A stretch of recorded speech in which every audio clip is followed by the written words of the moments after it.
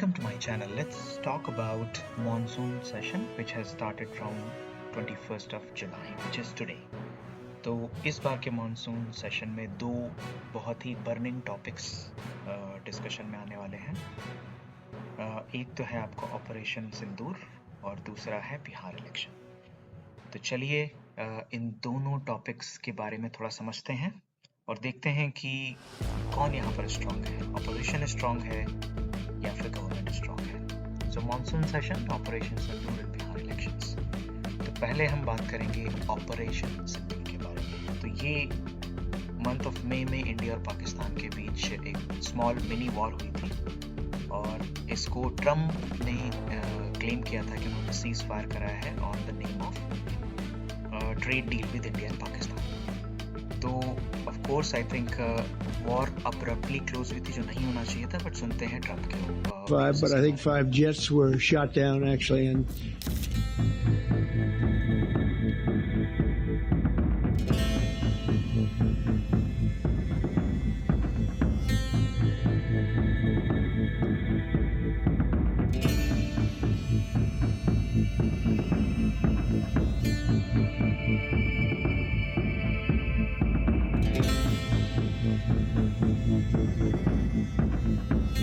India, Pakistan, that was going. In fact, planes were being shot out of there. 4 or 5, but I think 5 jets were shot down actually. And Lindsay, that was getting worse and worse, wasn't it? Huh? That was looking like it was going to go. These are two serious nuclear countries.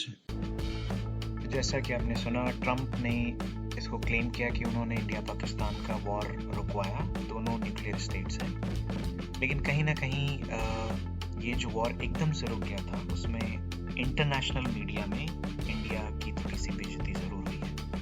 At least 1-2 दिन और war अगर चलता रहता तो पाकिस्तान थोड़ा सा lesson सीखता कि भैया अब इंडिया से पंगा नहीं लेना है. और अच्छी बात ये थी कि हमारी आर्मी पूरी तरीके से फुल्ली इंगेज थी बॉर्डर्स पर, तो उससे हम ये भी टेस्ट कर लेते कि हम कितना इफेक्टिव हैं आजकल के न्यू वॉरफेयर में. लेकिन उस वॉर को एकदम से रुकवाया गया. मुझे नहीं पता है सही था या गलत था, लेकिन थोड़ा सा और खींच सकते थे. चलिए अब बात करते हैं बिहार इलेक्शंस के बारे में. तो ये आपका दूसरा मेन टॉपिक मॉनसून सेशन का रहने वाला है. तो बिहार इलेक्शंस बहुत ही क्रिटिकल हैं. बहुत सारी पार्टीज हैं इसमें. आरजेडी है, जदयू है, बीजेपी है और रामविलास पासवान की भी पार्टी है, और एमआईएम ओवैसी की पार्टी भी बिहार के इलेक्शंस में एक रोल प्ले करती है. उसका मेन काम है मुस्लिम वोट को पोलराइज करना. तो अभी क्या हो रहा है बिहार इलेक्शंस में, वहाँ पर इलेक्शन कमीशन जो है एक रिव्यू कर रहा है कि कौन कौन वोटर्स है और उसके कौन कौन से डॉक्यूमेंट्स वैलिड हैं. चलिए सुनते हैं पॉलिटिशियंस. एक तो पहलगाम, सिंदूर, पाकिस्तान, अमेरिका, चीन को लेकर विदेश नीति में जो विफलताएं हैं. दूसरा मुद्दा जो है ये वोटबंदी का मुद्दा है. We are very open to discussion on important issues like Operation Sindoor related to all the incidents right from the attack in the Pahalgam. This monsoon session of the Parliament is all set to be a fiery one. The Centre has accepted the opposition's demands to hold a debate on Operation Sindoor. On 19th of July, the opposition India bloc held a virtual meeting of 24 of its constituents, reaching a consensus on 8 major issues that they plan to raise during the monsoon session, including the Pahalgam terror attack, Operation Sindoor, ceasefire announcement by US President Donald Trump, India's foreign policy, and the Election Commission's ongoing electoral rolls revision in Bihar. While Centre has accepted the demand to discuss Operation Sindoor, the government is yet to take a call regarding a debate on the Special Intensive Revision, SIR, of electoral rolls in poll-bound Bihar.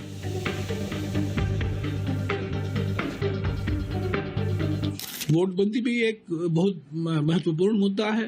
Bihar में जो शुरू किया गया है वोटबंदी, और election commission जो BJP का एक डिपार्टमेंट बन चुका है, ये संवैधानिक संस्था है, उसको एक बीजेपी का एक डिपार्टमेंट बनाया गया है जिसको चला रहे हैं प्रधानमंत्री और गृह मंत्री. वोटबंदी शुरू की है. नोटबंदी तो उन्होंने नवंबर 2016 में किया था. अभी वोटबंदी कर रहे हैं. और लाखों लोग, दलित, आदिवासी, अल्पसंख्यक, महिलाएं, पिछड़े वर्ग के लोग को वोट का अधिकार, जो संविधान में वोट का अधिकार दिया गया है, वो छीना जा रहा है, जानबूझकर छीना जा रहा है। तो ये तो बड़ा मुद्दा है। कई लोग लिखे हैं, दो इलेक्शन कमिश्नर रह चुके हैं, अशोक लवासा ने भी कहा है, जो मुख्य चुनाव कमिश्नर रह चुके हैं ओपी रावत जी ने कहा है, सब लोग कह रहे हैं। और उन्होंने कहा है कि जो इलेक्शन कमीशन, सुप्रीम कोर्ट ने भी कहा है, और सुप्रीम कोर्ट ने अगली सुनवाई 28 तारीख को होगी। तो ये मुद्दा तो हम जरूर उठाएंगे। ये दो बड़े मुद्दे हैं हमारे। We are very open to discussion on important issues like Operation Sindoor, related to all the incidents right from the attack in the Pahalgam. These are issues of great national importance. Government is not shying away from discussion. The only thing I'm saying is we will discuss under certain rules. Bihar में पिछले 15 से 20 सालों से BJP और नीतीश की government रही है। उन्होंने काफ़ी कुछ इम्प्रूव भी किया है, लेकिन बिहार का जो वोटर है वो बहुत ही इंटेलिजेंट है और उसने हर बार एक चौंकाने वाला नतीजा दिया है। चलिए देखते हैं कुछ और वीडियोस बिहार इलेक्शंस पर।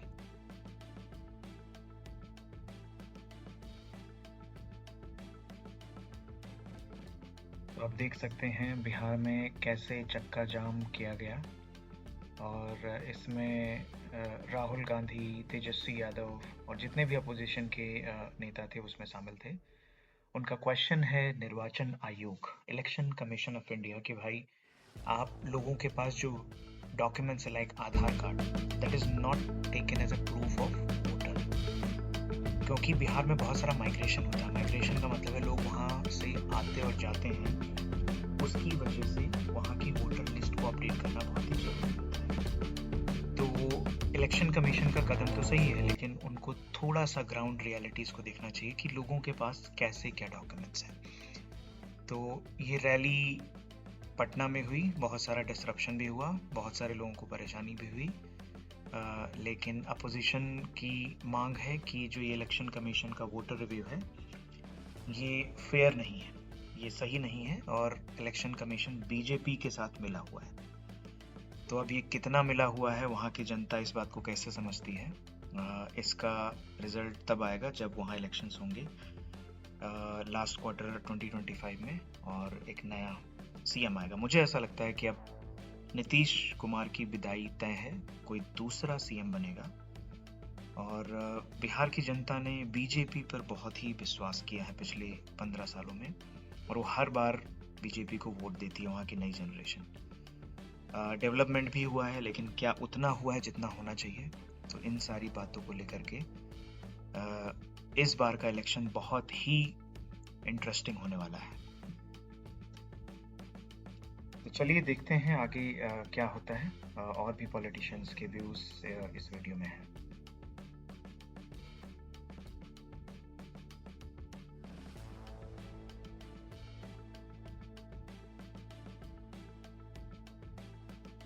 ने और इलेक्शन कमीशन ने चोरी किया है, वही काम वो बिहार में करने की कोशिश कर रहे हैं। और अब बात बिहार की, जहां पर मतदाता सूची के गहन पुनरीक्षण के नाम पर जल्दबाजी की जा रही है। हजारों की तादाद में ऐसे फॉर्म्स, इन्यूमरेशन फॉर्म्स अपलोड किए जा रहे हैं वोटर से मिले बगैर। आपको नहीं बैठना चाहिए ना, आप भाजपा की महिला जिलाध्यक्ष, आपको यहाँ नहीं बैठना है।